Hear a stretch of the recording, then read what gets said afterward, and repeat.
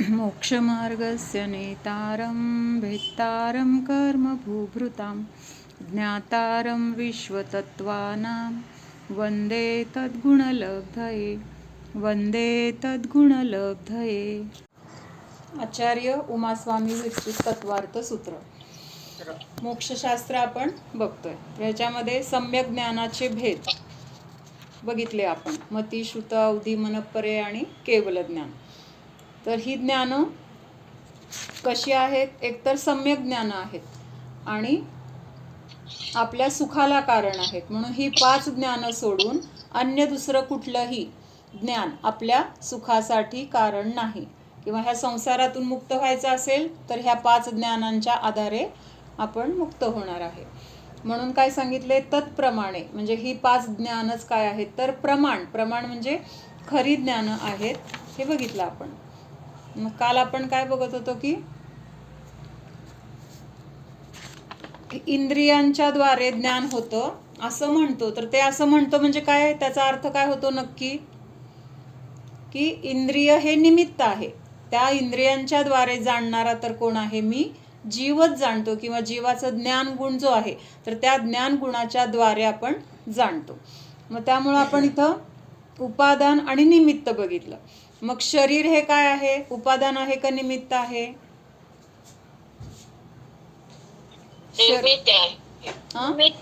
हा, शरीर, इंद्रिय हे सगळं काय आहे? निमित्त आहे। आणि त्या इंद्रियाच्या द्वारे जे काही आपण जाणलंय ते जाणलंय कुणी? जीवाने। मग जीव कोण झाला?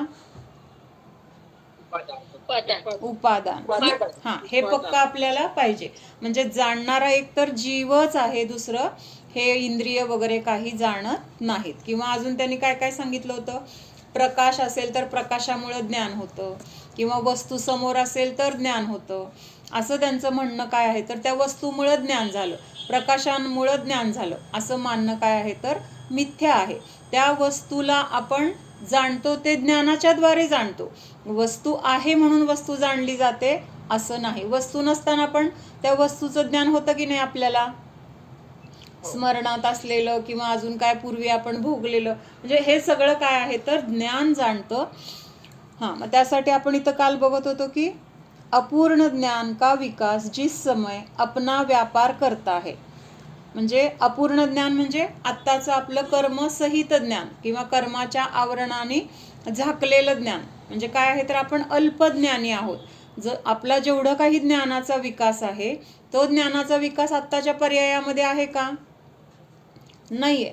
तर आत्ता काय आहे की अल्प उघाड आहे। अल्प उघाड म्हणजे ह्याचं उदाहरण काय घ्यायचं की चंद्र आहे, प्रथमेचा चंद्र, द्वितीयेचा चंद्र, असं करत करत पौर्णिमेपर्यंत चंद्र काय होतो? वाढत वाढत जातो की नाही? मग पहिल्या दिवशीचा चंद्र केवढा आहे? अगदी कोर आहे, म्हणजे रेषे एवढीच कोर दिसते आपल्याला, पण हळूहळू हळू वाढत जातो। अष्टमीच्या दिवशी काय होतो? तो अर्धा झालेला आहे आणि पौर्णिमेच्या दिवशी पूर्णतेला प्राप्त झालेला आहे। मग हे चंद्राचं उदाहरण ज्ञानासाठी घ्यायचंय। मग ज्ञान सुद्धा आत्ता कसं आहे आपलं? पहिल्या दिवशी, दुसऱ्या दिवशी, तिसऱ्या दिवशी किंवा 8 दिवस असणारं जे काही चंद्राची अवस्था आहे, तर तसं आपलं तिथं फक्त एक सलग वाढत जाते किंवा नंतर सलग कमी होत जाते। पण आपलं ज्ञान कसं आहे? जसा आपला कर्माचा उदय असेल, म्हणजे समजा उदय चांगला असेल तर तिथं काय होणार आहे? ज्ञान क्षयोक्षम ज्ञानाचं वाढणार आहे। किंवा एखादं तीव्र पापाचा उदय आला तर काय होतंय? तिथं सगळं आठवत होतं ते पण सगळं विसरलं जातंय, म्हणजेच तिथं काय झाली? ज्ञानामध्ये घट झाली। आणि हे पौर्णिमेचा चंद्र म्हणजे कुठलं ज्ञान येणार? पौर्णिमेचा चंद्र म्हणजे आता त्या चंद्रावर काहीही आवरण नाही, म्हणजे अगोदर पहिला, दुसरा, तिसरा, हा, केवल ज्ञान। म्हणजे तिथं काय काय झालंय? आता तो चंद्र पूर्णतेला, म्हणजे त्याची जशी अवस्था आहे त्या स्वरूपाला तो प्राप्त झालाय। तसं केवल ज्ञानामध्ये पण काय झालंय? त्या ज्ञानाचा पूर्ण विकास झालाय, त्याचं आवरण पूर्ण नष्ट झालेलं आहे। मग असं आत्ताचं जे अल्पज्ञान आहे तर ते ज्ञान वाढत वाढत जाते। मग असा विकास होत असताना किंवा असं वाढत जात असताना त्यावेळेस तिथं निमित्त म्हणून बाहेरचे पदार्थ हजर असतील, इंद्रिय असतील, प्रकाश किंवा काही जी वस्तू आहे, देवशास्त्र गुरु असतील, पण हे सगळं काय आहेत? त्यांच्या त्यांच्या योग्यतेने त्यावेळेस तिथं हजर आहेत। पण आपल्या संयोगामध्ये आल्यामुळं आपण काय म्हणतोय? त्यांच्यामुळं मला ज्ञान झालं. ही इंद्रिय का आली तिथं? आपल्यासाठी आली आहेत का? आपल्यासाठी हे शरीर बनलंय का? योगायोग आहे. म्हणजे हे शरीर आपल्या संयोगामध्ये येण्याचं, त्याचं त्या उद्गल कर्माचं पण काय होतं, तशी योग्यता होती की ह्या संयोगामध्ये येऊन ते राहणार होतं जीवाच्या. मग तसं ते त्याच्या योग्यतेने आलेलं आहे, जीव जीवाच्या योग्यतेने आलेला आहे. आणि असा दोघांचा परस्पर काही काळासाठी काय आहे, एकत्रित राहण्याचा संयोग आहे. मग असे हे पदार्थ त्यावेळेस उपस्थित आलेत तर ते त्यांच्या त्यांच्या योग्यतेने आलेत, आपलं काम व्हावं म्हणून आलेले नाहीत. हे पण आपण लक्षात घ्यायचंय. ज्ञान को उनकी प्रतीक्षा नहीं करनी पडती. म्हणजे आता हे निमित्त कधी येणार, निमित्त आलं तरच माझं ज्ञान मला मिळणार किंवा मला ज्ञान होणार, मग ते निमित्ताला कसं आणायचं, असा कुठलाही विचार करायची गरज पडत नाही. जसं घडणार आहे त्यावेळेस त्याला लागणारे जे काही निमित्त असतील तर ते तिथं कसे असतात, आपोआप हजर असतात. गणेशवर्णी म्हणून एक म्हणजे क्षुल्लक होऊन गेले. तर एकदा म्हणजे ते अगोदर गृहस्थ अवस्थेमध्ये किंवा ब्रह्मचारी अवस्थेमध्ये होते आणि कोणीतरी त्यांना म्हटलं की आज द्राक्षाचा सीझन नव्हता आणि ते म्हटले आज तुम्हाला द्राक्षे खायला मिळणार का? काय प्रश्न विचारला, कुणीतरी त्यांना प्रश्न विचारला की द्राक्षाचा तर सीझन नाही आहे पण आज तुम्हाला द्राक्षे खायला मिळणार का?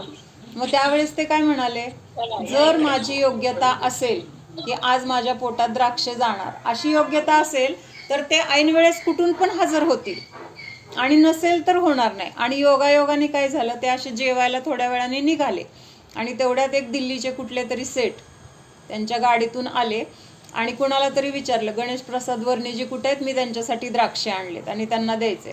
आणि बरोबर जेवायला जाताना किंवा तिथं पोहोचेपर्यंत त्यांच्या भोजनालयामध्ये तिथं जाईपर्यंत त्यांना द्राक्ष मिळाली. म्हणजे त्यांच्या पोटात ती द्राक्ष त्यावेळेस जाणार होती तर तिथं ते ॲटोमॅटिक हजर झाले का त्यांना प्रयत्न करावा लागला? एक उदाहरण म्हणून घेतोय बरं का, खूप वेळा आपण आणतो वगैरे, तो भाग इथं नाही घ्यायचा. म्हणजे निमित्त त्यांना ते मिळणार होतं ना, तर मग ते सेठजी कोण झाले तिथं, निमित्त झाले. आणि कसं, अगदी असे तत्परतेने, आता त्यांचं जेवायची वेळ झाली आहे आणि त्यांचं जेवण जर झालं असेल तर मला हे द्यायला मिळणार नाही, आत्ता त्यांच्या पोटात जावं, अशा भावनेने त्यांनी तत्परतेने ती द्राक्ष आणून दिली. म्हणजे हेच काय आहे तर निमित्त आपोआप हजर होतं. तिथं त्या निमित्ताला हजर करण्यासाठी आपल्याला काही प्रयत्न करावे लागत नाहीत. म्हणजे असं निमित्त आणि नैमित्तिक किंवा उपादान आणि निमित्त यांचा मेळ असतो, सुमेळ असतो. नैमित्तिक कशाला म्हटलेलं आहे? निमित्त तर आपल्या लक्षात आलं. कशाला म्हटलंय निमित्त? इंद्रिय निमित्त आहेत आणि ज्ञान गुण काय आहेत? नाही नाही नाही, आपलं उपादान शक्ती. म्हणजे आपलीच अशी नाही, ज्या द्रव्यामध्ये जे कार्य घडतंय ना, तर ते घडणारं म्हणजे ते द्रव्य, ज्या द्रव्यामध्ये कार्य घडलंय तर त्या द्रव्याला काय म्हटलंय? नैमित्तिक. आणि ते कार्य घडण्यासाठी तिथं जे निमित्त आहे तर त्या सगळ्यांना निमित्त, तिथं काय म्हटलेलं आहे, त्या हजर असलेल्या गोष्टींना निमित्त असं म्हटलेलं आहे. मग आपण आता रोटली करतो, मग रोटली करण्यासाठी तिथं नैमित्तिक काय आहे? कणिक आहे, बरोबर. म्हणजे उपादान शक्ती कणकीमध्ये आहे म्हणून रोटली होणार. मग ह्या कणकेलाच काय म्हटलं? नैमित्तिक म्हटलं. आणि मग त्यावेळेस निमित्त कोण आहे तिथं?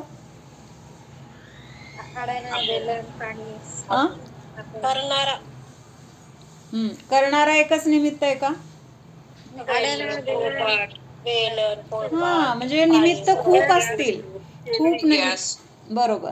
निमित्त खूप आहेत. म्हणजे ती बाई पाहिजे, वेलन पाहिजे, पोळपाट पाहिजे, त्याच्यानंतर तवा पाहिजे, गॅस पाहिजे शेकायला, म्हणजे परत चिमटा पाहिजे. म्हणजे किती ह्या सगळ्या गोष्टी ज्या आहेत ना, त्या प्रत्येक गोष्टी तिथं काय आहेत? निमित्त आहेत.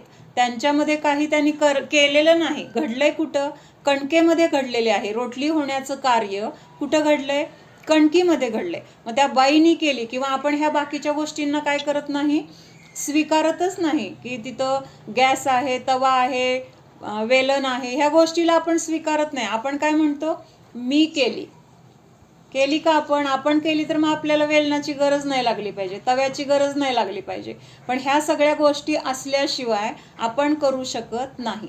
म्हणजे हे सगळे सुद्धा काय आहेत, आपल्यासारखं निमित्त आहेत किंवा त्यांच्यासारखं आपण पण एक निमित्त आहोत. मुख्य कारण कोण आहे? उपादान. नैमित्तिक कोण आहे? तर कणिक आहे. मग हे समजून आपल्याला काय फायदा आहे की उपादान कळलं आणि निमित्त कळलं. ह्या दोन गोष्टी समजून आपल्याला फायदा काय आहे? हां, मीपणा किंवा मी केलं, मला एवढ्या छान येतात, बाकी कुणाला छान येतच नाहीत. म्हणजे इथं जो काही हा तुलना म्हणा किंवा अहमपणा, गर्व हे जे आहे तर ते आपोआप तिथं नष्ट झालं. कारण आपण एकट्याने केलेलं नाही किंवा आपण एकटेच असलो तरी तिथं दशमी होणार नाही. बाकी ह्या सगळ्या गोष्टींची पण तिथं काय आहे? गरज आहे किंवा त्यांच्या उपस्थितीशिवाय हे मुख्य कार्य होणार नाही. त्यामुळं मग ह्या सगळ्या गोष्टी आपण लक्षात घेऊन आपल्याला हे प्रत्येक वेळेस लक्षात यायला पाहिजे की बाबा तिथं काय काय निमित्त आहे किंवा कार्य कुठं घडलंय, मुख्यता कुणाची आहे आणि आपण काय म्हणतोय? मी केलं. मग हे मीपणा किंवा कर्ता बुद्धी हे आपली कमी होण्यासाठी या चिंतनाची गरज आहे. त्याच्यानंतर पुढचा प्रश्न आहे, आप सम्यक ज्ञान का फल अधिगम कहते हो, किंतु वह तो ज्ञान ही है, इसलिए मालूम होता है कि सम्यक ज्ञान का कुछ फल नहीं है. म्हणजे आता सम्यक ज्ञान किंवा अधिगम दोन्ही शब्द एकच आहेत ना, ज्ञानच आहे. अधिगम कशाला म्हटलेला आहे? ज्ञानाला म्हटलेलं आहे की नाही. त्याद्वारे ज्ञानाची प्राप्ती होते असं सूत्र होतं. म्हणजे तिथं काय म्हटलेलं आहे? मग वेगळं काय आहे किंवा तिथं दुसरं फळ काय मिळणार आहे? सम्यक ज्ञानाचं फळ अधिगम असं म्हटलंय, मग तिथं वेगळं काय? तेच तर ज्ञान आहे. त्याचं उत्तर सांगितलंय, सम्यक ज्ञान का फल आनंद, संतोष, उपेक्षा, राग द्वेष रहितता और अज्ञान का नाश है. म्हणजे जेव्हा आपल्याला वस्तूचं स्वरूप जसं आहे तसं कळलं तर तिथं काय होणार आहे? आपोआपच आपल्याला तिथं आनंदाची, समाधानाची प्राप्ती होणार आहे. किंवा तिथं उपेक्षा नाही. म्हणजे उपेक्षा म्हणजे कशाला म्हटलेलं आहे? उपेक्षाचा अर्थ काय विशाखा? उपेक्षा आहे. अपेक्षा म्हणजे काय? आपल्याला काहीतरी मिळावं, काहीतरी कुणीतरी द्यावं किंवा त्याच्याकडनं हे व्हायला पाहिजे असं पराकडून आपण काय करतो? कुठल्या ना कुठल्या इच्छा ठेवतो किंवा त्यांनी ते नाही केलं तर आपल्याला वाईट वाटतं. म्हणजेच हे काय झालं? आपल्याला त्यांच्याकडून ही अपेक्षा आहे असा त्याचा अर्थ झाला. आणि उपेक्षा म्हणजे काय? काय कुणी केलं काय नाही काय मला काय त्याच्याशी देणं घेणं नाही ना. तिथं दुर्लक्ष पण नाही, अपेक्षाच नाहीये. म्हणजे कुणीतरी मला मदत करावी अशी अपेक्षा असेल तर काय होतं? मग त्या समोरच्या व्यक्तीने मदत नाही केली तर काय होणार? तिथं वाईट वाटणार, त्या व्यक्तीबद्दल द्वेष उत्पन्न होणार. ऐन वेळेस तिने मला दगा दिला, येते म्हणून आली नाही किंवा मदत करायला पाहिजे होती, तिला कळलं नाही का, म्हणजे असं तिथं काय होणार आहे? द्वेषबुद्धी होणार आहे. किंवा अपेक्षा आहे आणि अपेक्षेप्रमाणे आपल्याला त्यांनी मदत केल्यानंतर तिथं काय होणार आहे? आता रागभाव होणार आहे. त्यांनी मला मदत केली, माझ्या वेळेला धावून आले, किती चांगले आहेत ते. म्हणजे काय झाला? तिथं रागभाव झाला. लक्षात येतोय का? आणि जेव्हा आपल्याला तिथं उपेक्षा आहे म्हणजे काय? आपण त्यांना मदत मागत नाही किंवा त्यांनी मदतीला यावं असं आतून आपल्याला वाटत पण नाही. आणि असं असल्यामुळं समजा त्यांनी अचानक येऊन मदत केली तरी त्याच्याबद्दल काय नाही, आणि आले नाहीत मदतीला तरी त्यांच्याबद्दल द्वेष नाही. म्हणून इथं काय म्हटलंय? अपेक्षा शब्द आल्यानंतर आपल्याला त्याचा अर्थ असं लक्षात यायला पाहिजे की अपेक्षा जी आहे, अपेक्षा शब्दाचा विरुद्धार्थी शब्द उपेक्षा आहे. म्हणजे कुठलीही अपेक्षा, कुठलाही इच्छा, कुठल्याही कुणाकडून कुठल्या गोष्टीची मदतीची वगैरे इच्छा नसणं म्हणजेच काय आहे ती. त्यामुळं काय होतं? तिथं राग पण होत नाही आणि द्वेष पण होत नाही. राग द्वेष रहितता असं होतं. आणि दुसरं काय होतं? अज्ञानाचा नाश होतो. आत्तापर्यंत आपल्याला काय वाटत होतं? मीच केला स्वयंपाक, मीच केली दशमी, मीच केलं सगळं घरातलं काम. म्हणजे तिथं काय होतं? काम तर त्याच्या त्या द्रव्यामध्ये घडलेलं आहे. कार्य जे काही बदल परिणमन झालंय तर ते त्या द्रव्यामध्ये झालेलं आहे. स्वयंपाक झाला म्हणजे त्या त्या द्रव्यामध्ये तसं होण्याचं, परिणमन होण्याची ती वेळ होती आणि ते परिणमन झालं. पण ते परिणमन होत असताना आपण तिथं कोण आहोत? निमित्त म्हणून हजर आहोत. मग निमित्त काय करतं का? निमित्ताचं मुख्य काय आहे? निमित्त कुणाला म्हटलेलं आहे? जे कार्य होत असताना तिथं फक्त हजर असतं, ते त्या द्रव्यामध्ये काहीच करत नाही किंवा त्या द्रव्याचं कमी जास्त करण्याची शक्ती त्या निमित्तामध्ये पण नाही. पण एवढं आहे की त्याची उपस्थिती तिथं असते. कळलं का? उपस्थिती तिथं असते. आपल्याला शाळेमध्ये होतं ना, काय म्हणायचे त्याला, कॅटॅलिस्ट. हां, आता आठवलं मला. कॅटॅलिस्ट म्हणजे, कॅटॅलिस्ट तिथं काय काम करतो का? विशाखा, तुला आठवते का कॅटॅलिस्टचं? का नाही आठवत? 6वी 7वीत होतं आपल्याला हे सगळं. म्हणजे हां, तर तिथं ती रासायनिक क्रिया होत असताना तो पदार्थ तिथं हजर आहे, पण तो पदार्थ त्या रासायनिक क्रियेमध्ये भाग घेत नाही किंवा तिथं काही स्वतः तिथं त्याच्या मध्ये परिवर्तित होत नाही, तर फक्त तिथं तो हजर आहे. आणि तो हजर असल्याशिवाय ती क्रिया घडत नाही, पण तो हजर असताना तो क्रियेमध्ये भाग घेत नाही. म्हणजे तो काय झाला तिथं? फक्त एक साक्षीदार सारखं झालं. ना तो त्याच्यात भाग घेतोय, ना त्यांच्यामध्ये काही तो बदल करतोय. म्हणजे असं हे काय आहे तर म्हणजे हां, कॅटॅलिस्टचं काम आहे. तर तिथं पुढं हां, ह्याच्यामध्ये पुढं काय झालं आता? अजून काय होतं ह्या सम्यक ज्ञानामुळं? हे सगळं कशाचं फळ आहे?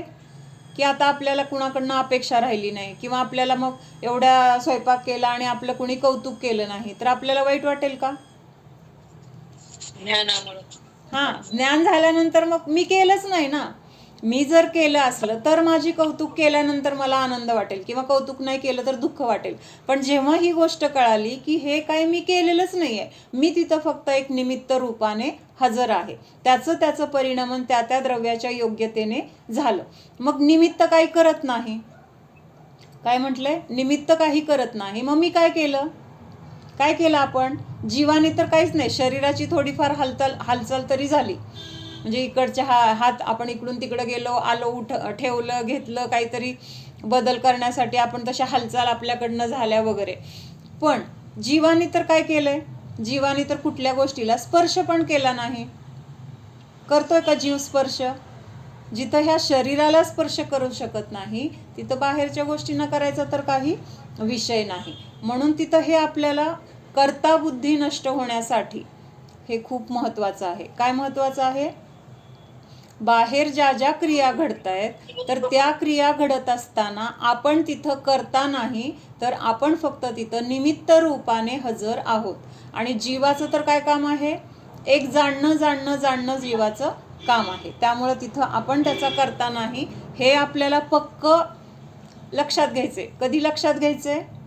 जेव्हा आपण गोष्टी करत असतो त्यावेळेस आपल्याला हे मनात आलं पाहिजे, मी हे करताना मी फक्त जाणणार आहे, हे मी करणारा नाही. तर आपल्याला तसे संस्कार होणार आहेत. हां, इसलिए ऐसा नाही. आणि काय होतं तर अज्ञानाचा नाश होतो. अज्ञानाचा नाश कशा झाला? आत्ता आपल्याला हे आत्ताचं जे प्रकार आपण बघितला, निमित्त आणि उपादान, तर हे आपल्याला समजण्यापूर्वी काय होतं आणि आता समजल्यानंतर फायदा काय झाला? कोण सांगतंय? आपण करता नाही, आपण एक निमित्त आहोत आणि निमित्त तिथं काय कार्यामध्ये भाग घेत नाही किंवा त्याचं परिणमन निमित्त करू शकत नाही. म्हणजे अगोदर आपल्याला आपण करणारे असं अज्ञान होतं. मी करणारा, मी स्वयंपाक केला, मी हे केलं, मी ते केलं, असं जे मी करणारा असं मानत होतो ना, तर त्या कर्ता बुद्धीचा आता हे समजल्यामुळं नाश झाला की नाही? म्हणजेच काय झाला? आपल्या अज्ञानाचा नाश झाला. आपण परद्रव्याचा कर्ता स्वतःला मानत होतो. हे ज्ञान आहे का अज्ञान आहे? परद्रव्याचा मी करता, मी करणारा, मी खाणारा, मी बोलणारा, असं जे आपल्याला वाटतं किंवा आपण असं तेच करत आलोय अनादी काळापासून. पण आता हे आपल्याला वाचल्यानंतर आपल्याला हे लक्षात आलं की नाही की बाबा आपण करता नाही. मग अगोदर जे अज्ञान होतं तर त्या अज्ञानाचा तिथं नाश झाला. लक्षात येते ना? अज्ञान काय होतं आणि अज्ञान काय नष्ट झाले? अज्ञान नष्ट होऊन आपल्याला तिथं ज्ञानाची प्राप्ती झालेली आहे. इससे यह सिद्ध होता है कि ज्ञान स्व से ही होता है, पर पदार्थ से नहीं होता. काय सांगितलंय? म्हणजे ह्या सगळ्या गोष्टी समजून घेऊन तिथं काय आहे, ज्ञान माझ्या स्वतःमुळंच होतं आहे किंवा मला जे ज्ञान होतंय त्या ज्ञानाला बाहेरच्या कुठल्याही पदार्थाची किंवा इंद्रियांची गरज नाही. का गरज नाही? तर त्याच्यातून मला ज्ञान मिळत नाही किंवा त्यांच्यामुळं मला ज्ञान मिळत नाही. ज्ञान कुठं आहे? माझं माझ्यामध्येच ज्ञान आहे. मग जेव्हा आपण म्हणणार की चष्म्यामुळं मला दिसतं, डोळे चांगले आहेत म्हणून मला दिसतं, तेव्हा आपल्याला म्हणताना जरी आपण असं म्हणत असलो, कारण व्यवहारात असं बोललं जाणार आहे की नाही, चष्मा असल्याशिवाय मला दिसत नाही किंवा मला चष्मा लागलाय किंवा मला आता मोतीबिंदू आहे म्हणून दिसत नाही आहे किंवा माझे कान खराब झालेत, आता मला ऐकायला येत नाही, असं जेव्हा आपण बोलणार तेव्हा व्यवहारातून असं बोलावं लागेल. पण अंतरंगातून आपल्याला ही मान्यता पाहिजे किंवा असा विश्वास पाहिजे की मी ऐकणारा नाही, जाणणारा आहे. म्हणजे पाहणारा नाही, जाणणारा आहे. कारण ही इंद्रिय कोण आहेत? फक्त माध्यम आहेत. ते काय आपल्याला ज्ञान करून देणार नाहीत. असं असतं तर मग चष्मा कोणी पण घातला तरी त्यांना ते ज्ञान व्हायला पाहिजे. पण ना त्या चष्म्याला कळतंय, ना ज्यांना आता अंध व्यक्ती आहे त्यांनी चष्मा घातला तर त्यांना दिसतंय का त्यांना त्या चष्म्यातून? नाही दिसत. म्हणजे चष्मा ज्ञानाचं तिथून स्रोत नाही आहे. चष्म्यातून ज्ञान येत नाही आहे. ज्ञान तर ज्ञानातून येतं आहे. फक्त हे बाहेरचे सगळे काय आहेत? निमित्त आहेत. मग आपण जेव्हा असं म्हणणार तेव्हा अंतरंगातून असं आपल्याला दृढ विश्वास पाहिजे की ज्ञान माझ्यामध्ये आहे. पण आत्ता आपण असं बोलतोय तर तो काय आहे? व्यवहार आहे. व्यवहारातलं एक वाक्य नेहमी लक्षात ठेवायचं. कुठलं? कहो पर मानो मत. म्हणजे तोंडाने बोलावं लागणार आहे, त्याशिवाय आपला व्यवहार चालणार नाही. पण असं बोलत असताना ते तसंच आहे असं मात्र मानायचं नाही. हे घर आपलं आहे असं म्हणतो आपण, पण खरं आपलं आहे का हे आपल्याला आता कळलंय की नाही? आहे का खरं आपलं हे घर? काही काळासाठी, जशी ती यात्रेला गेल्यानंतर तिथली रूम काही दिवसासाठी आपली म्हटली जाते, 2 दिवस 4 दिवस 8 दिवस, पण कायमची आपली आहे का? आधी पण नव्हती पुढं पण नसणार आहे. तसं हे घर, हे शरीर काही काळापुरतं आपलं आहे, कायमचं आपल्या संयोगात नाही. म्हणून म्हणताना जरी माझं घर, माझे कपडे, माझ्या वस्तू असं म्हणलं तरी तिथं अंतरंगातून भावना काय पाहिजे? हे खरं माझं नाही. म्हणजे हे आपल्याला पक्क जर निर्णय झाला तर तिथं आपल्याला मग बाहेरच्या गोष्टीमुळे आपण दुःखी किंवा सुखी होणार नाही. आता 9 आणि 10 या सूत्रांचं इथं सिद्धांत सांगितलाय. 9वें सूत्र में कथित 5 सम्यक ज्ञान ही प्रमाण है. उनके अतिरिक्त दूसरे लोग भिन्न भिन्न प्रमाण कहते हैं, किंतु वह ठीक नहीं है. म्हणजे इथं आपण काय मानतोय? किंवा जे आहे ते मानत नाही आपण, जे आहे ते आपण स्वीकारतोय. म्हणजे काहीतरी नयन आपण कल्पना करून मानतोय असा अर्थ नाही. तर जसं आहे वस्तूचं स्वरूप तसं भगवंतांच्या दिव्यध्वनीतून आपल्याला समजलेलं आहे आणि आपण ते स्वीकारतोय. पण इतर लोक काय म्हणतात? कल्पनेने काय म्हणतात की वस्तूमुळं ज्ञान होतं, प्रकाशामुळं ज्ञान होतं. तर हे जे मानणं आहे तर ते मानणं चूक आहे. कारण तिथं बाधा येते. काय बाधा येते? वस्तू समोर आहे, ठीक आहे, मला दिसली. एखादी आंधळी व्यक्ती, त्याला पण दिसायला पाहिजे. दिसते का त्याला? वस्तूमुळं ज्ञान होतंय ना किंवा प्रकाशामुळं ज्ञान होतंय ना, मग त्या व्यक्तीला पण ते दिसायला पाहिजे. किंवा एखादी व्यक्ती कोमात आहे, त्या व्यक्तीच्या समोर ती गोष्ट आहे, त्याला कळतंय का ती गोष्ट माझ्या समोर आहे किंवा काय समोर आहे? नाही कळत. म्हणजेच वस्तू किंवा हे सगळं प्रकाश वगैरे हे पदार्थ, तर हे ज्ञान होण्याचे कारण नाही किंवा त्यांच्यामुळं मला ज्ञान येतंय असं नाही. ज्ञान आपल्या स्वतःमध्ये आहे आणि हे बाकीचं जे काही असेल तर ते कोण आहे? निमित्त रूपाने आहे. जिस जीव को सम्यक ज्ञान हो जाता है वह अपने सम्यक मति और सम्यक श्रुत ज्ञान के द्वारा अपने को सम्यक्त्व होने का निर्णय कर सकता है. वह ज्ञान प्रमाण अर्थात सच्चा ज्ञान है. काय सांगितलं?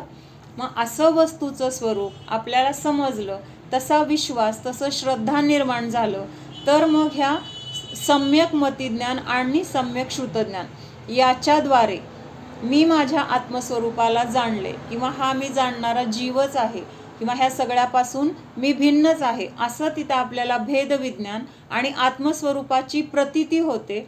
आणि तिथं निर्णय काय होतो? मी माझ्या आत्म्याला जाणले. आत्म्याला जाणले म्हणजे काय झालं? तिथं सम्यक दर्शनाची प्राप्ती झाली किंवा आत्म्याला जाणलं, भेदविज्ञान झालं. ह्यालाच काय म्हटलेलं आहे? सम्यक ज्ञान असं म्हटलेलं आहे. म्हणजे तिथं निर्णय होतो, हां मला सम्यक ज्ञान प्राप्त झालं किंवा माझा आत्मा काय आहे ते मी जाणलेलं आहे. वह ज्ञान प्रमाण अर्थात सच्चा ज्ञान आहे. आणि असं जाणणं किंवा हे जाणलेलं ज्ञान होणं तर हेच काय आहे, खरं ज्ञान आहे.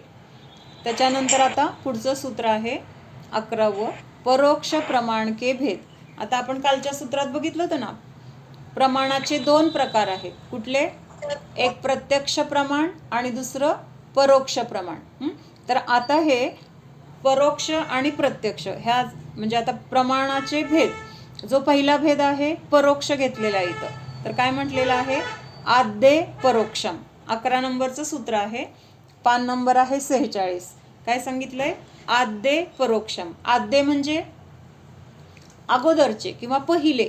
मग पहिले जे आहेत तर त्यांना काय म्हटलेलं आहे, परोक्ष ज्ञान असं म्हटलेलं आहे. मग पहिले 2 ज्ञान कुठले आहेत, मती ज्ञान आणि श्रुत ज्ञान. हां, म्हणून मग आपल्याला क्रम सुद्धा सांगताना काय पाहिजे, एकाच क्रमाने सांगायला पाहिजे. मती, श्रुत, अवधी, मन, पर्याय, केवल हाच क्रम ठेवला तर आपल्याला इथं बरोबर आद्य परोक्षम मध्ये मती आणि श्रुत ज्ञान येणार. मती नंतर अवधी म्हणलं तर काय होणार, मग चुकणार की नाही. म्हणून क्रम तोच पाहिजे. आता तो क्रम काय आहे, हे का आहे हे पण येणार आहे पुढं.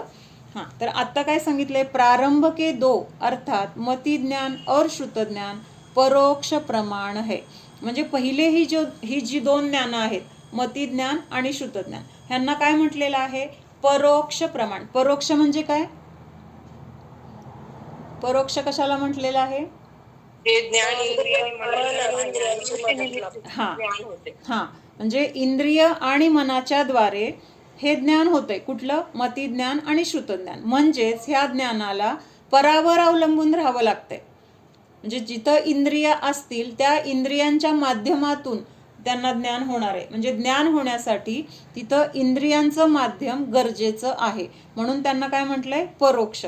आणि असं कुणाची तरी मदत न घेता जर ते ज्ञान झालं तर तिथं काय म्हणणार आहे, परोक्ष. म्हणजे इंद्रियांच्या शिवाय तर तिथं प्रत्यक्ष ज्ञान असं म्हटलं जाणार आहे. मग आता आपण काल बघितलं होतं की आता वॉकरनी वगैरे चालतो. मग चालतंय कोण, वॉकर चालतोय का आपण चालतोय, आपण चालतोय. पण आपल्यामध्ये काहीतरी कमतरता आहे, शक्ती नाहीये, म्हणून आपल्याला तिथं वॉकरचा आधार घ्यावा लागतोय. तसं हे ज्ञान जे आहे, मती ज्ञान आणि श्रुत ज्ञान, हे कसं आहे तर त्याला आधाराची गरज आहे, त्याशिवाय ते व्यक्त होत नाही. म्हणून तिथं इंद्रिय आणि मनाच्या साह्याने किंवा मनाच्या तिथं इंद्रिय आणि मनाचं तिथं हे आधार घेऊन तिथं ह्या ज्ञानाचं काय होतंय तर प्राप्ती होते. यहाँ प्रमाण अर्थात सम्यक ज्ञान के भेदों में से प्रारंभ के 2 अर्थात मति ज्ञान और श्रुत ज्ञान परोक्ष प्रमाण है. यह ज्ञान परोक्ष प्रमाण है, इसलिए उन्हें संशयवान या भूलयुक्त नहीं मान लेना चाहिए, क्योंकि वे सर्वथा सच्चे ही है. मग आता हे मती ज्ञान आणि श्रुत ज्ञान भले ते थोडं जाणते, काय आहे त्या ज्ञानामध्ये काय आहे, अल्पज्ञता आहे. म्हणजे सगळा विकास ज्ञानाचा झालेला नाही. जे काही जाणते ते अगदी अल्प जाणत असलं तरी सुद्धा ते ज्ञान कसं आहे, सम्यक ज्ञान म्हटलेलं आहे. का सम्यक ज्ञान म्हटलेलं आहे तर हे ज्ञान दोषांनी रहित आहे. कुठले दोष आहेत सम्यक ज्ञानाचे, दोषांनी रहित असल्यामुळे ह्याला खरं ज्ञान म्हटलेलं आहे.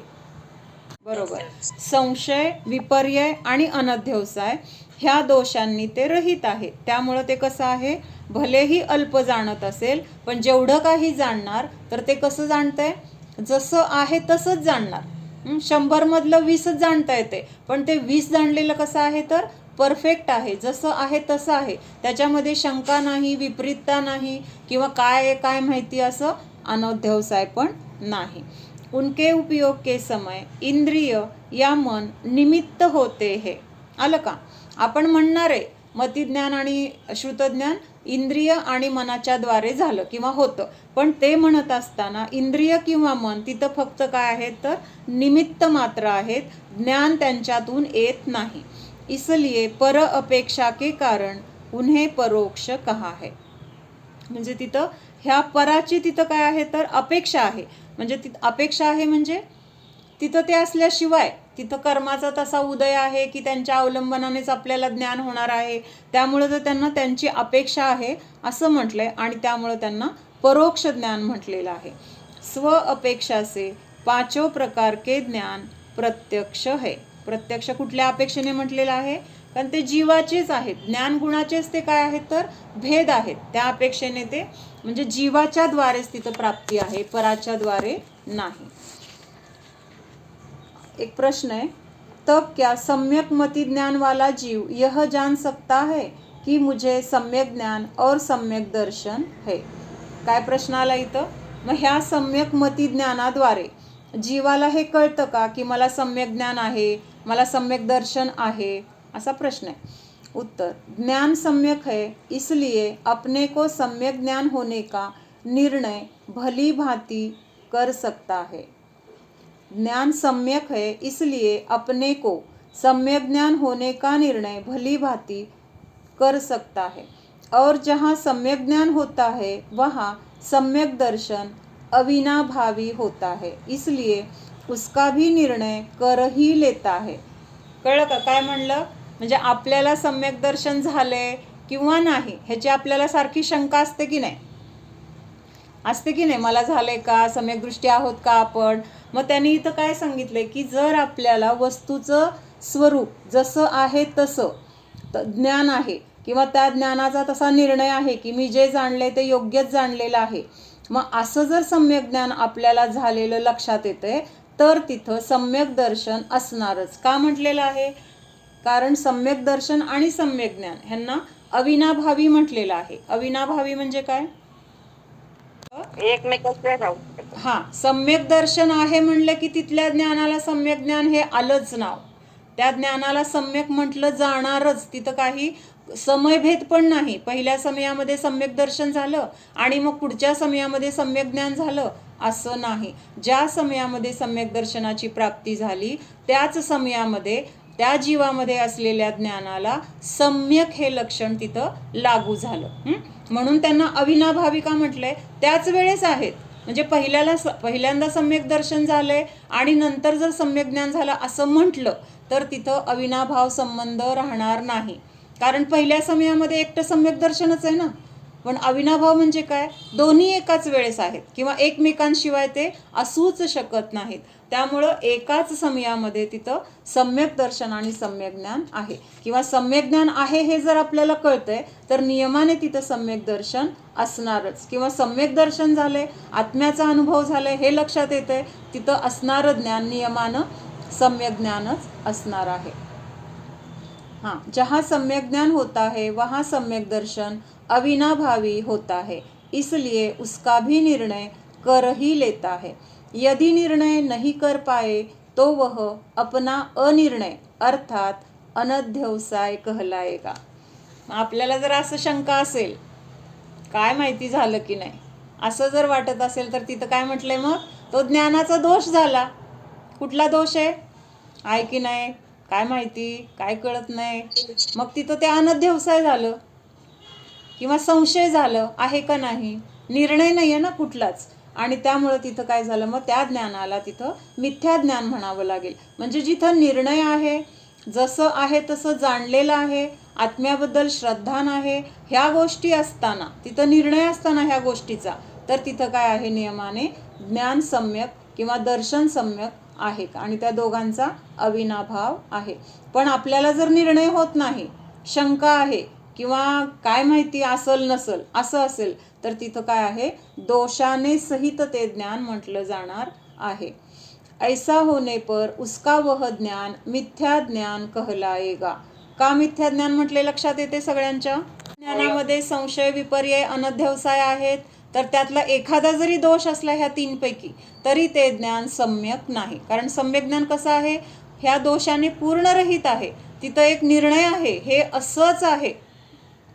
जे तिथं वस्तूचं स्वरूप आहे त्याला जसं आहे तसं जाणलेलं आहे. त्या ज्ञानामध्ये निर्णय आहे की वस्तू अशीच आहे, जीव असाच आहे, हे सगळं परद्रव्य माझ्यापासून भिन्नच आहे, ते माझ्या सुखाला कारण नाही, असा पक्का विश्वास, निर्णय आपल्या ज्ञानामध्ये झालेला आहे. आणि मग अशा ज्ञानाला तिथं सम्यक ज्ञान म्हटलेलं आहे. पण असं आपल्याला जर निर्णयच होत नसेल तर ते ज्ञान मिथ्या ज्ञान म्हणावं लागेल. सम्यक मति ज्ञानी दर्शन मोहनीय प्रकृति के पुद्गलों को प्रत्यक्ष नहीं देख सकता और उसके पुद्गल उदय रूप हो तथा जीव उसमें युक्त हो तो क्या उसकी भूल नहीं होगी. आता इथं काय सांगितलंय, जेव्हा आपल्याला सम्यक दर्शन होतंय, सम्यक दर्शन होते त्यावेळेस काय होतंय, दर्शन मोहनीयाचा तिथं उपशम तर असेल, क्षय तर असेल किंवा क्षयोपशम तर असेल. लक्षात येते ना. हे दर्शन मोहनीय आपण झालेलं आहे. काय झालेलं आहे दर्शन मोहनीयाचं, त्याच्या ज्या अवस्था आहेत सम्यक दर्शन प्राप्त होत असताना, तर त्या अवस्थेवरून तिथं आपल्याला कुठलं सम्यक दर्शन आहे वगैरे असं म्हटलं जातं. तर इथं काय सांगितलंय की हे दर्शन मोहनीयाचा जर उपशम आहे, क्षय आहे किंवा क्षयोपशम आहे, हे आपल्याला आपल्या ज्ञानाने जाणता येते का, आपल्याला कर्म जाणता येते का, आपल्याला नुसती नावं माहीत आहेत किंवा कुठल्या कर्माचं काय कार्य आहे वगैरे हे ज्ञान आहे, पण प्रत्यक्ष आपण त्या कर्माला अनुभवू शकतो का, एवढं कर्म माझ्याकडे आहे किंवा हे कर्म एवढं आहे, हे उद्याला आत्ता येणार आहे, नंतर येणार आहे, असं त्या कर्माबद्दलचं कुठलंही ज्ञान आपल्याला नाही. किंवा आत्ता आपण आपल्या ह्या मतिज्ञानाच्या द्वारे, श्रुतज्ञानाच्या द्वारे त्याला जाणण्याची शक्ती आपल्यामध्ये नाही. म्हणजे तेवढा ज्ञानाचा उघाडच आपला नाही. मग असं असताना त्या पुद्गलाचा उदय, त्या पुद्गल कर्माचा उदय, उसके पुद्गल उदय रूप हो तथा जीव उसमें युक्त होता हो तो क्या उसकी भूल नहीं होगी. आणि मग त्या कर्माचा उदय आला आणि जीव त्याच्यामध्ये काय झालाय, युक्त झालाय, म्हणजे त्या कर्माच्या उदयामध्ये रमलाय किंवा त्याच्यामध्ये स्वतःलाच त्या रूप मानतोय, राग द्वेष करतोय. कर्माचा उदय अनुकूल आला की तिथं लगेच त्याच्यामध्ये एकरस झालाय की मलाच हे सुख मिळते किंवा ह्याच्यामुळं मी सुखी आहे, असं तिथं काय झालं, त्या कर्मामध्ये तो रंगलेला आहे. किंवा तिथं काहीतरी प्रतिकूलता आली तर दुःखी झालाय लगेच. म्हणजे त्या कर्माच्या उदयामध्ये काय होतोय, तो एकरूप होतोय, त्या कर्माला स्वतःच्या रूप मानतोय किंवा आपलं त्याच्यामध्ये एकत्व करतोय. मग असं जर झालं तर मग ती त्याची चूक नाही का, असं तिथं प्रश्न आहे. यदि भूल होती है तो वह ज्ञान विपरीत होगा. काय म्हटलेलं आहे, म्हणजे जर असं कर्माचा उदय आहे, तिथं रागद्वेष आहे किंवा तो जीव त्याच्यामध्ये एकरूप होतोय, सुखी होतोय, दुःखी होतोय, आणि असं असताना पण जर तो स्वतःला सम्यक दृष्टी मानत असेल, कळतंय का, म्हणजे त्या कर्माच्या उदयामध्ये एकत्व करतोय, ममत्व करतोय, रागद्वेष करतोय, आणि तरी पण जर तो स्वतःला मी सम्यक दृष्टी असं मानत असेल, तर मग ते ज्ञान कसं झालं, खोटं ज्ञान झालं. म्हणून मग ते ज्ञानच विपरीत झालं. म्हणजे ज्ञानाचा हा तिसरा, म्हणजे मगाशी आपण संशय आणि अनध्यवसाय बघितला. मग असं जर आपण मानत असेल तर तिथं कुठला दोष येणार आहे, विपरीत दोष येणार आहे. इसलिए वह ज्ञान सम्यक नहीं कहला सकता. जैसे शरीर के बिगड़ने पर यह असाता वेदनीय का उदय है, साता वेदनीय का उदय नहीं है, ऐसा कर्म के रजकणों को प्रत्यक्ष देखे बिना श्रुत ज्ञान के बल से यथार्थ जान लिया जाता है. म्हणजे जरी आपण तिथं कर्माचे किती परमाणू उदयाला आलेत, कुठलं कर्म उदयाला आलेत, किंवा हे आपल्याला प्रत्यक्ष दिसत नाही किंवा आपण ते ओळखू शकत नाही, पण तिथं फळ काय दिसतंय, कर्माचा आता उदय कुठला आलाय, तर काहीतरी नुकसान झाले किंवा शरीरामध्ये काहीतरी बिघाड झालाय, म्हणजे काहीतरी रोग झालाय, कुठंतरी वेदना झाली आहे.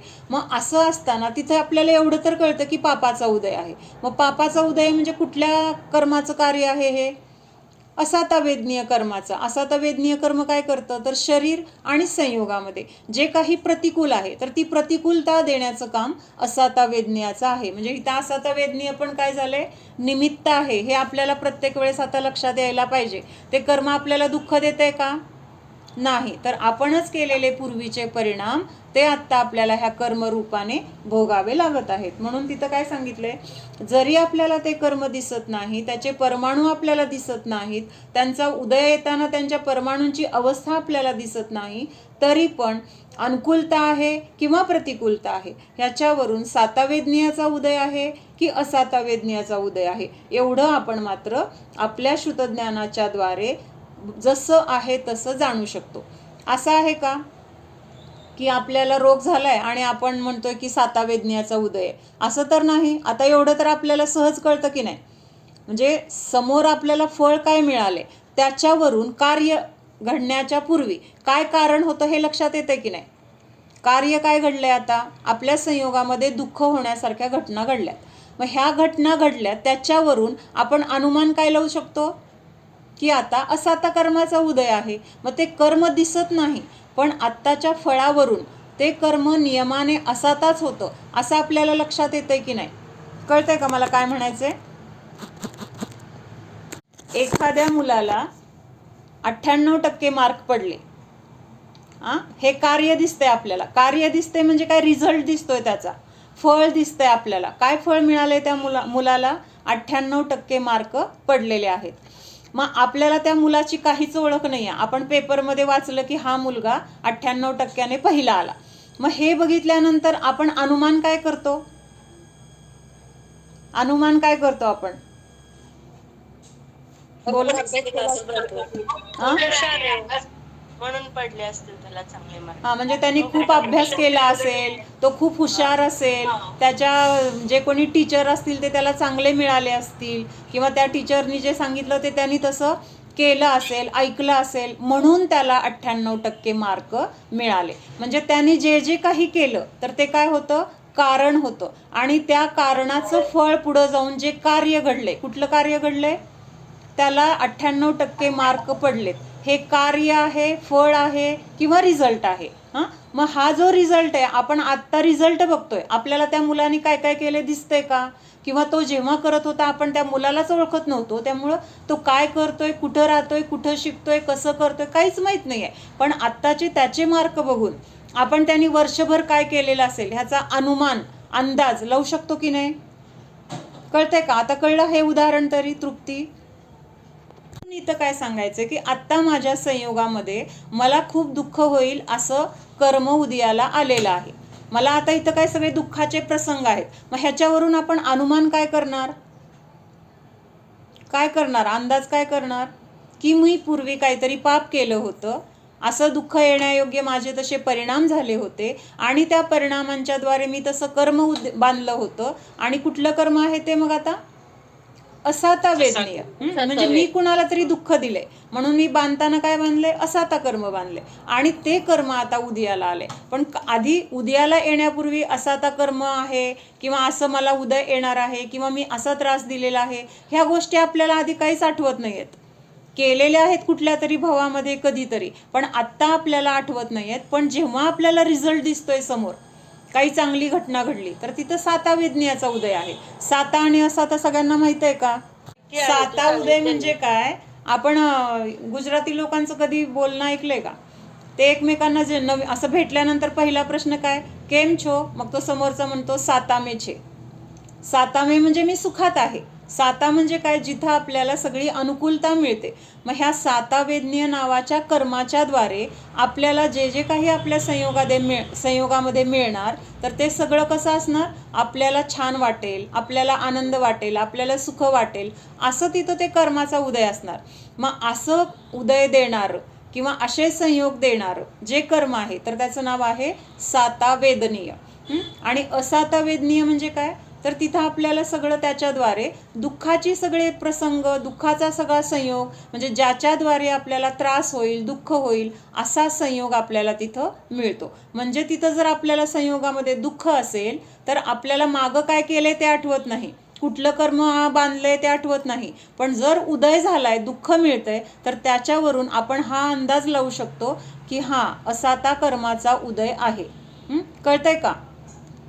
तर तसं इथं त्यांनी काय सांगितलंय की जरी आता आपण त्या साता वेदनीय किंवा असाता वेदनीय कर्माला बघू शकत नाही, पण त्याच्या उदयावरून यह असाता वेदनीय का उदय है, साता वेदनीय का उदय नहीं है, ऐसा कर्म के रजकणों को प्रत्यक्ष देखे बिना श्रुत ज्ञान के बल से यथार्थ जान लिया जाता है।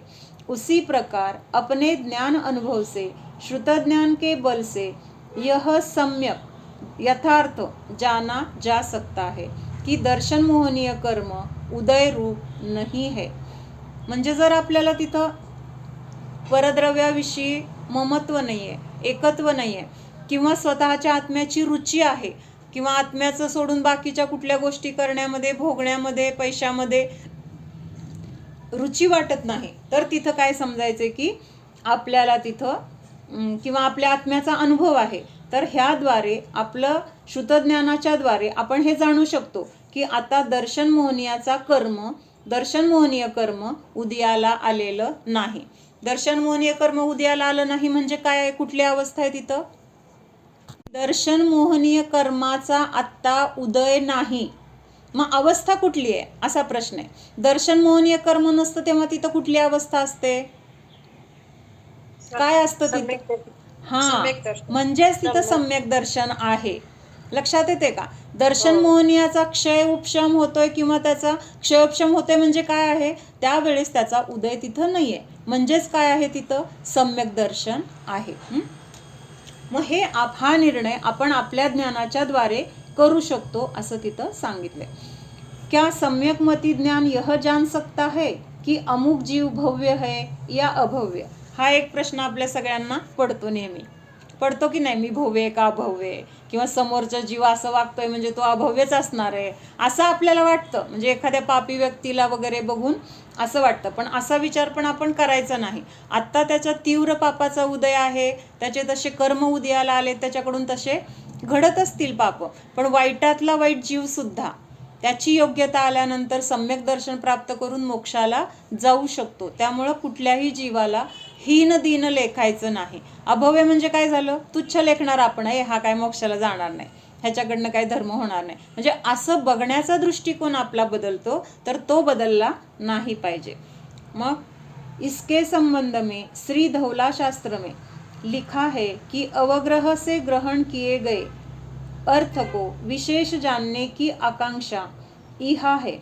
आता हे मतिज्ञान होतं ना, तर ते कुठल्या म्हणजे पद्धतीने किंवा मतिज्ञान होत असताना त्याचे पण 4 टप्पे आहेत, एकानंतर दुसरा तिसरा, इहा आवाय धारणा वगैरे, अवग्रह इहा आवाय धारणा, हे सगळं आपण आता पुढच्या सूत्रात येणार आहे.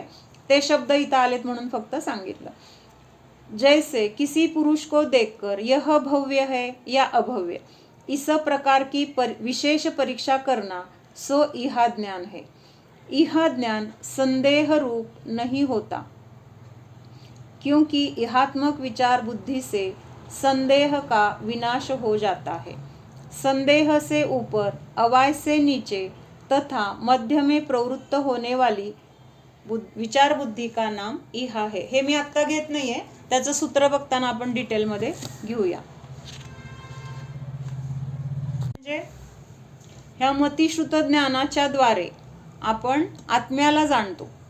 म्हणजे आपल्यासाठी महत्त्वाचं ज्ञान कुठलं आहे? अवधी ज्ञान, मनपरे ज्ञान आपल्याला गरजेचं नाही, कारण त्याच्याद्वारे आपण आपल्या आत्म्याला जाणू शकणार नाही. त्याचा विषय काय आहे?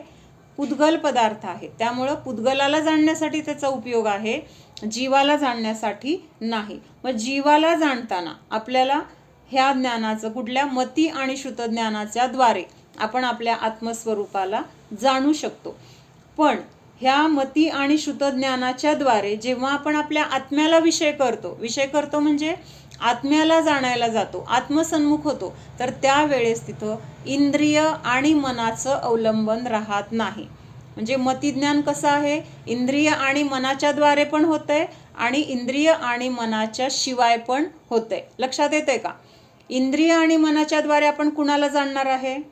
पुद्गलाला जाणणार आहे, कारण इंद्रिय आणि मन पण कसं आहे? पुद्गल आहे. मग त्याच्याद्वारे आपल्याला अरूपी आत्मा जाणला जाणार नाही. म्हणून आत्म्याला जाणण्यासाठी जेव्हा आपण प्रवृत्त होणार, तर त्यावेळेस तिथे आपल्याला ह्या इंद्रिय आणि मनाचं अवलंबन सोडावं लागणार आहे. कळतंय का? कश्मीर असं म्हटलं ना, काय म्हणत होतं व्याख्येमध्ये?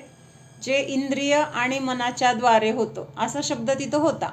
पण इंद्रिय आणि मनाच्या द्वारे जरी हे मतिश्रुत ज्ञान होत असलं, तरी आत्म्याला जाणताना ह्या इंद्रिय आणि मनाचं तिथं अवलंबन सोडावं पण लागतंय. म्हणजे फक्त बाहेरचंच जाणतंय असं नाही, तर आपल्या स्वतःच्या स्वरूपाला पण जाणण्याची शक्ती ह्या मती आणि श्रुत ज्ञानामध्ये आहे. म्हणून काही अपेक्षेने हे मतिश्रुत ज्ञान परोक्ष नाही.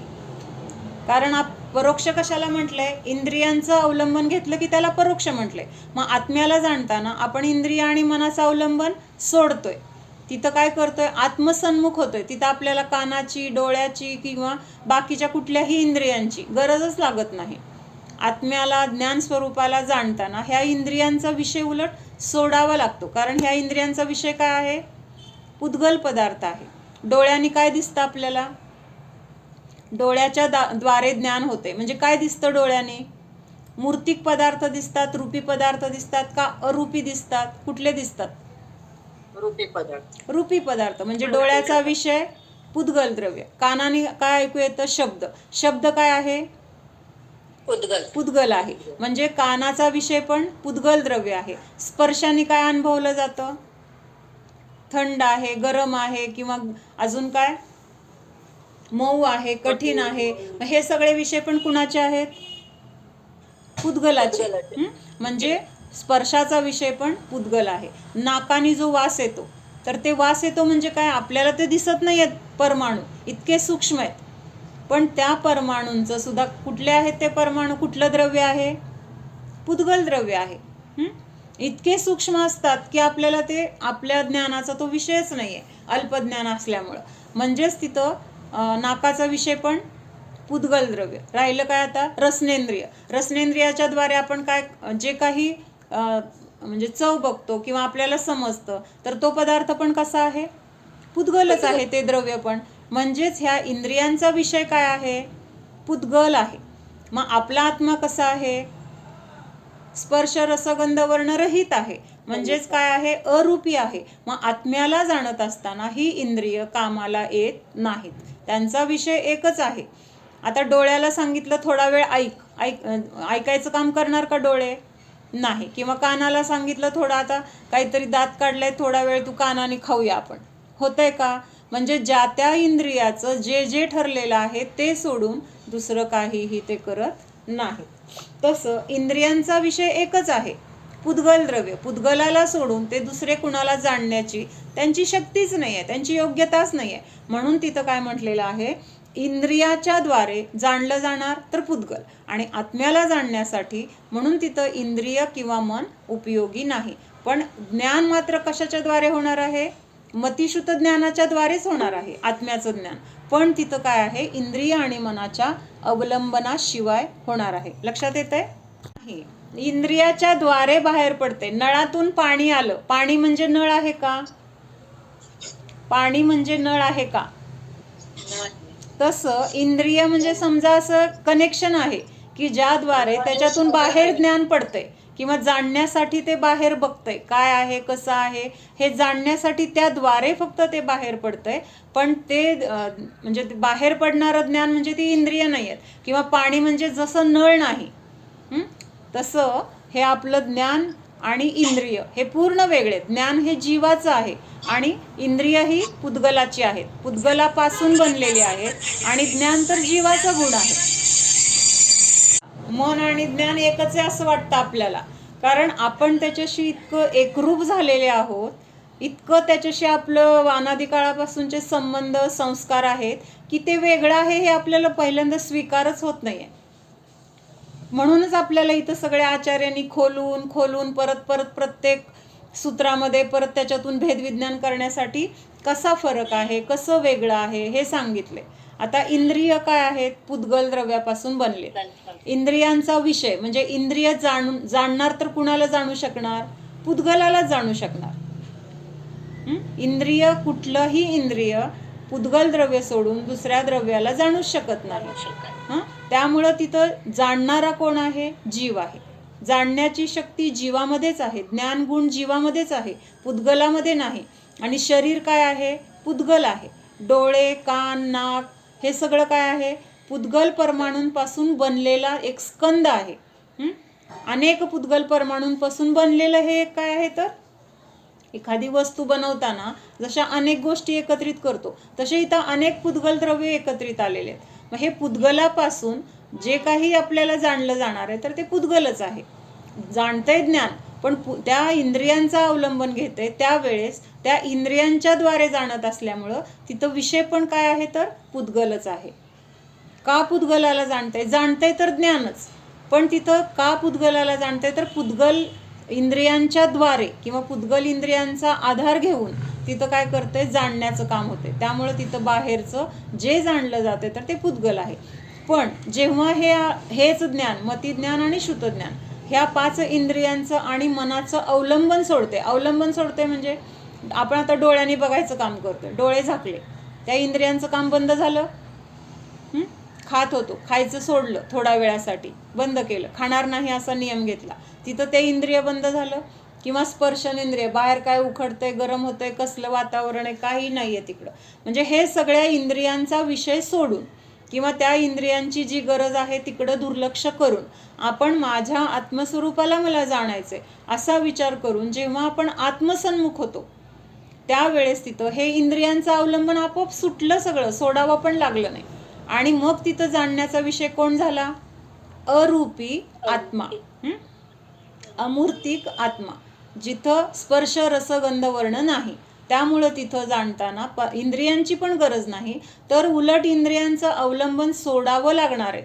जर इंद्रियांचं अवलंबन घेऊन बसलो किंवा इंद्रियांच्या द्वारे जीवाला जाण्याचा असा हट्ट धरला तर आपल्याला आत्मा कधीच लक्षात येणार नाही, कधीच जाणला जाणार नाही. कारण इंद्रियांचा विषय पुद्गल द्रव्य आहे, आत्मा नाही, अरूपी पदार्थ नाही.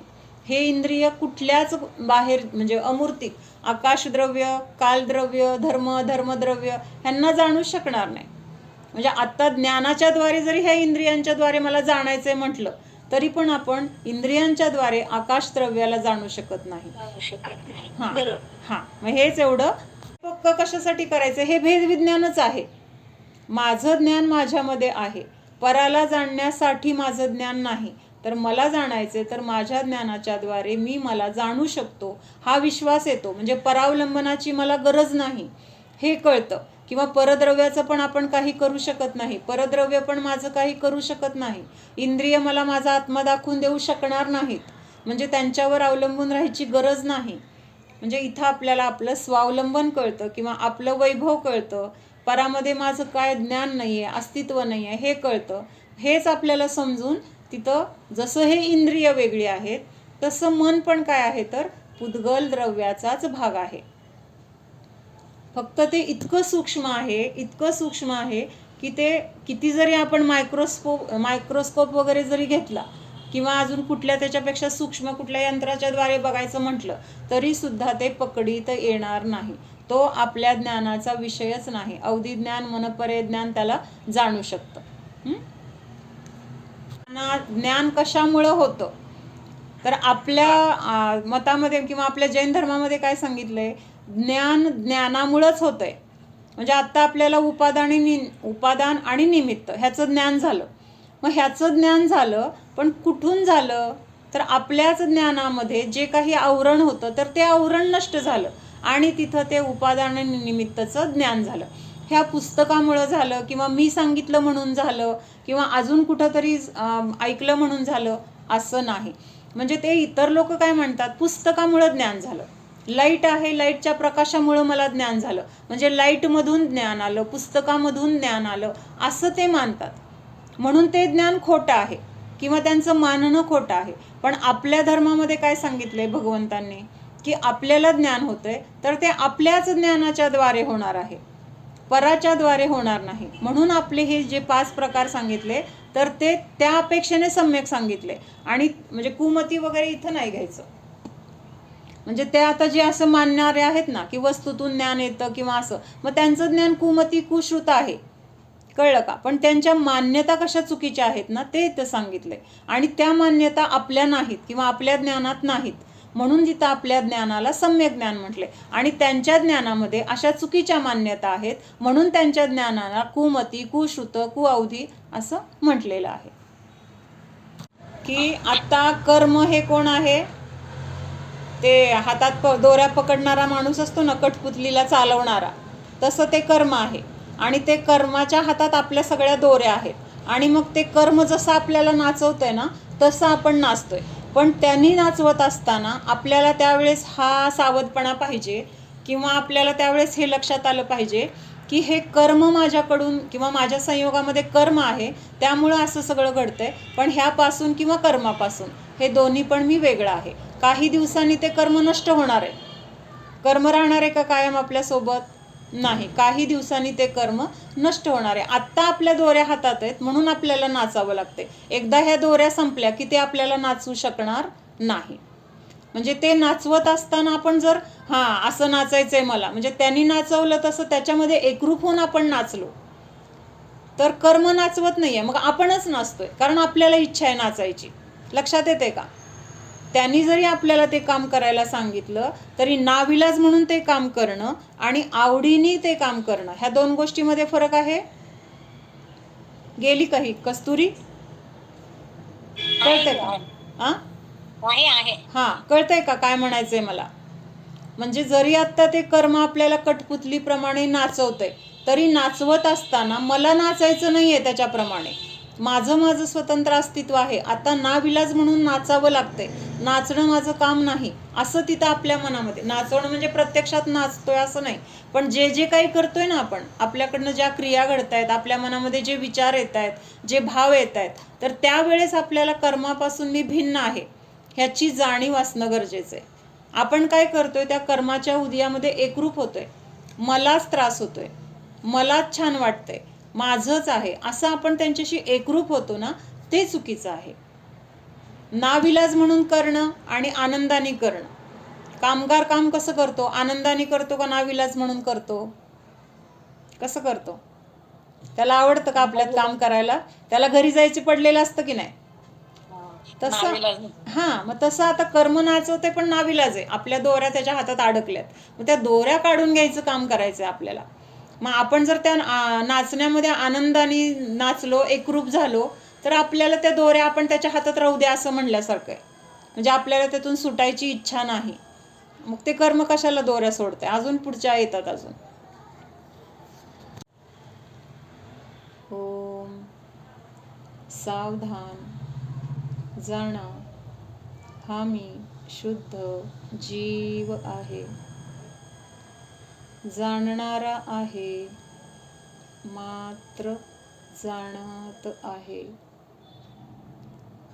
जाणणे सोडून मी अन्य काहीही करणारा नाहीच. जाणा स्वतःच्या जीवाला, जाणा हा मी परद्रव्यापासून भिन्नच आहे. घर म्हणजे मी नाही, घर माझे नाही, घरातील वस्तू मी नाही, माझ्या नाही, सगळे नातेवाईक मी नाही, माझे नाहीत, हे शरीर मी नाही, माझे नाही, हा सर्व संयोग आहे.